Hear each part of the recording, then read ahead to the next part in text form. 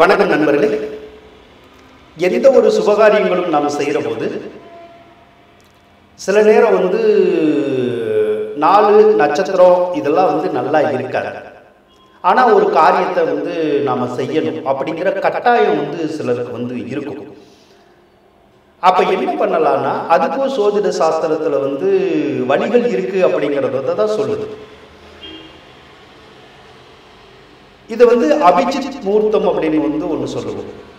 அதாவது சூரிய உதயத்திலிருந்து 15வது நாளிகையில் ஏற்படக்கூடியது தான் அபிஜித் முகூர்த்தம்.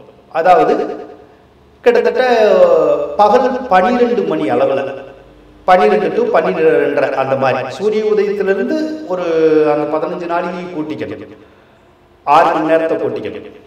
இப்போ 6:30 மணிக்கு சூரிய உதிக்குதுன்னா 12:30 to ஒரு மணி அந்த டைம்.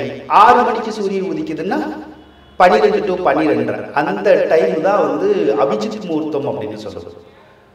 இந்த முகூர்த்தத்தில் 4 நட்சத்திரமே நல்லா இல்லைனாலும் நீங்கள் எந்த ஒரு நல்ல காரியமும் அந்த நேரத்தில் நீங்கள் பண்ணிக்கலாம். அப்படி பண்ணினா அந்த காரியம் உங்களுக்கு நல்லா தான் முடியும். அதே போல் கோரூடி லக்னம் அப்படின்னு சொல்லி ஒன்று இருக்கு. அது என்ன அப்படின்னு கேட்டீங்கன்னா, இந்த விடிய காலத்தில் சூரிய உதயத்தின் போது வருது பார்த்தீங்களா, விடிய காலத்தில் 4:30 to 6 பிரம்ம முகூர்த்தம் வருது இல்லை, அந்த டைமில் அதே மாதிரி சூரியன் உதிக்கிறதுக்கு ஒரு அரை மணி நேரத்துக்கு முன்னாடி அல்லது அந்த உதிக்கிற டைமில் நீங்கள் எந்த ஒரு நல்ல காரியமுமே பண்ணலாம். அதாவது அன்னைக்கு கிழமை சரியில்லைன்னாலும் சரிதான், நட்சத்திரம் சரியில்லைன்னாலும் திதிகள் சரியில்லைன்னாலும் அந்த சூரிய உதயத்தின் போது நீங்கள் எந்த ஒரு நல்ல காரியமுமே பண்ணிக்கலாம்.